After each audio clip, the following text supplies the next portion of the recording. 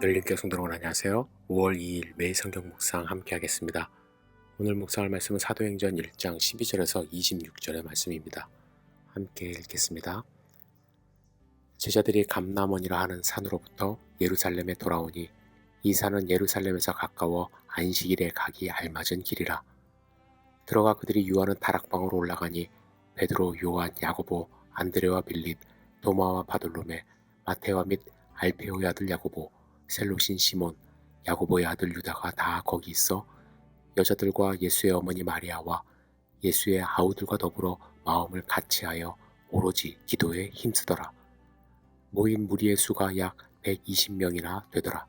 그때에 베드로가 그 형제들 가운데 일어서서 이르되, 형제들아, 성령이 다윗의 입술을 통하여 예수 잡는 자들의 길잡이가 된 유다를 가리켜 미리 말씀하신 성경이 응하였으니 마땅하도다.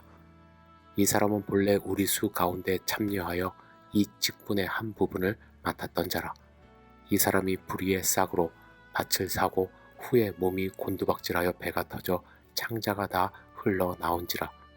이 일이 예루살렘에 사는 모든 사람에게 알려져 그들의 말로는 그 밭을 아겔다마라 하니 이는 피밭이라는 뜻이라. 시편에 기록하였으되 그의 거처를 황폐하게 하시며 거기 거하는 자가 없게 하소서 하였고, 또 일렀으되 그의 직분을 타인이 취하게 하소서 하였도다.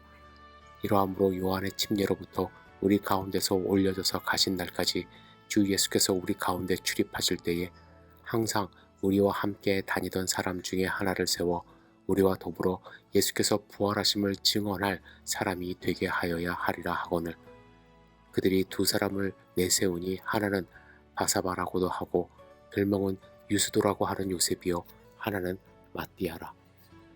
그들이 기도하여 이르되, 뭇사람의 마음을 아시는 주여, 이 두 사람 중에 누가 주님께서 택하신 바 되어 공사와 및 사도의 직분을 대신할 자인지 보이시옵소서. 유다는 이 직무를 버리고 제 곳으로 갔나이다 하고 제비 뽑아 마띠아를 얻으니 그가 11 사도의 수에 들어가니라. 아멘.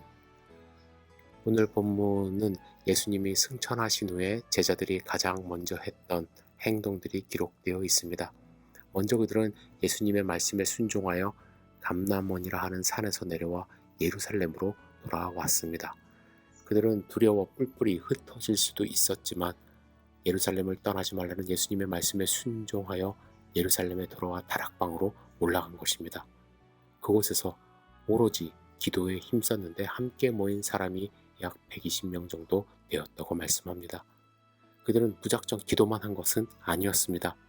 오늘 본문에 보면 무리들 중에서 베드로가 일어나 극단적인 선택을 한 유다에 대하여 설명합니다. 아마도 사람들은 가룟 유다의 행적에 대하여 어떻게 예수님이 선택한 사도가 예수님을 은 30에 팔고 극단적 선택을 할 수 있지라는 의구심을 품고 있었을 것입니다. 이런 의구심이 많아지면 예수님의 권위가 땅에 떨어지지 않습니까? 그리고 이런 의구심을 품기 시작하면 공동체는 하나가 되지 않습니다. 이에 베드로는 뭐라고 이야기를 합니까?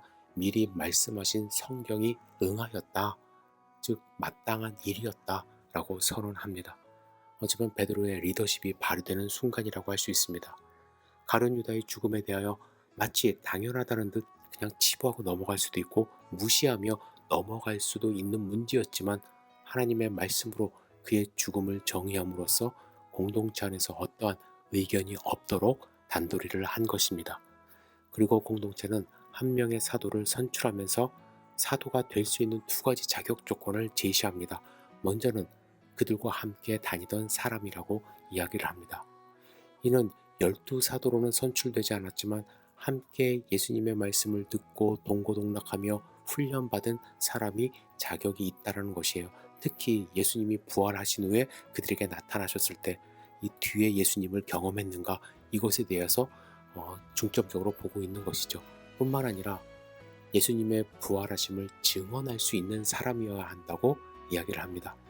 예수님의 제자는 단순히 공동체 안에 오래 거하는 사람이 아닙니다.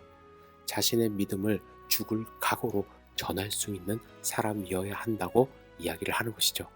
이 두 가지를 정리하자면 이렇게 말할 수 있습니다. 누구보다도 예수님을 사랑하여 그분을 전할 수밖에 없는 사람이어야 한다는 것입니다. 또한 바리새인들처럼 신앙생활이 목적이 아니라 예수님의 복음으로 세상을 변화시키고자 하는 열정이 있는 사람이라고 할 수가 있습니다. 오늘 본문을 읽으시면서 내 자신을 돌아보시기를 부탁을 드립니다. 예배 참석하는 것만으로 진정한 그리스도인 예수님의 제자를 할 수 있을까? 여러분, 각자 부르심의 모습은 우리가 다 다를 수 있지만 예수님과 동행하는 것, 그리고 예수님의 부활을 우리의 삶 가운데 증거하는 삶을 살아가는 것, 이 두 가지 모습이 있을 때 참 제자라고 할 수가 있는 것입니다. 여러분, 어떠한 삶을 살고 계시는지 스스로 돌아보시는 소중한 하루 되시기를 주님의 이름으로 축복합니다. 기도하겠습니다. 전능하신 주님, 오늘 하루의 삶을 온전히 주님께 의지하며 드리기를 원합니다. 주님, 우리와 동행하여 주시옵소서. 오늘 마띠아를 선출하는 과정 속에서 어떠한 사람을 선출했는지 다시 한번 우리가 되새겨 볼 수 있도록 인도해 주시고, 나도 그 자리에 들어갈 수 있는 예수님의 제자인가 스스로 돌아보는 하루 될 수 있도록 인도하여 주시옵소서.